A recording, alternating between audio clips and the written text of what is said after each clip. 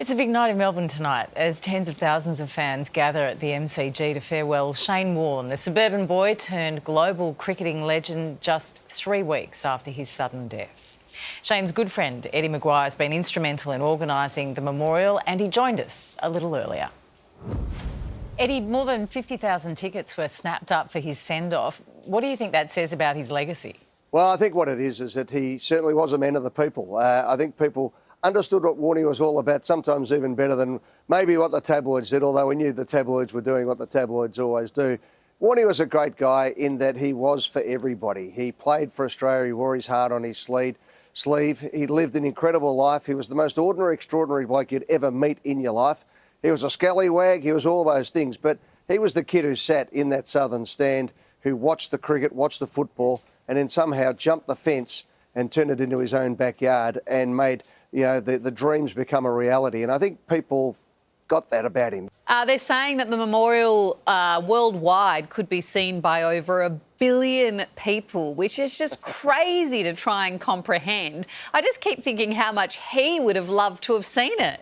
He would have indeed, and he would have loved the fact that the Shane Warne stand was going up as well. He was really proud of having the statue, but tonight it is going to be an incredible climax to have the Shane Warne stand unveiled. He combines everything. He loved his concerts, he loved his football, he was the great cricketer. It's just such a fitting thing. Eddie, you've been doing some media to represent the family, being a great mate of Shane, but how are you processing the loss of a great mate?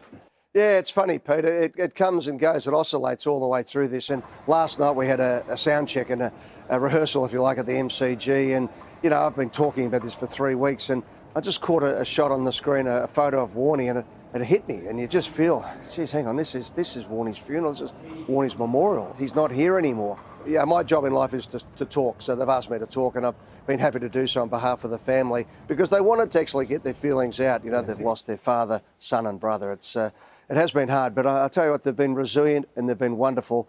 And I really, dips my lids to the Warne family in giving to the greater public as well, as much as they possibly can. They understand that he's their closest person, but he meant a lot to a lot of people. Eddie, it's been weeks since we found out about Warne's tragic passing. You know how fast a news cycle works. But people are still wanting to share their stories about him. What are some of the stories that you've been hearing that you love? None for the project, unfortunately. Come on, you must have done a few Maduri lemonades with him in your time. You've got to have something. Oh, there's plenty. Don't worry about that. I've got plenty. But that's the thing. I mean, he was just such a remarkable figure. I mean, there's so many stories. I heard one even today where apparently he was driving a Ferrari or a Lamborghini, up in the middle of nowhere, past the Black Spur in the country Victoria. And he needed to use the bathroom desperately. He had to go pull into a cricket ground. And you imagine the country team, they're just playing a game and they look up and they see Warnie's Lambo or Ferrari pull in. He bolts in and comes out, like this, relieved. And then stayed there for half an hour signing autographs and taking photos. Wow. And thanks, guys. And jumped in and zoomed off up the highway. And it was like everything with Warne. He came, he saw, he conquered, he departed. So is that his epitaph, Eddie? Is that how you'd like him remembered?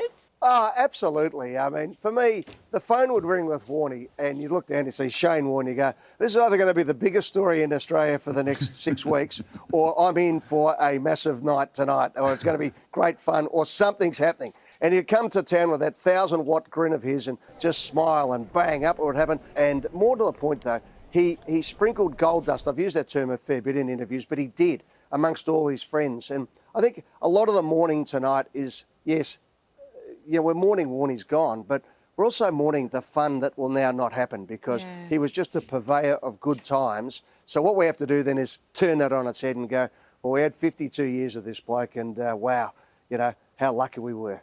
Well, I'm sure it's going to be an extraordinary send-off worthy of the man. Eddie, thank you very much for your time. Good on you, guys. And just to finish on again, thank you for the tributes on behalf of the family. The project has been fantastic and we really appreciate it. And thank you for the opportunity tonight.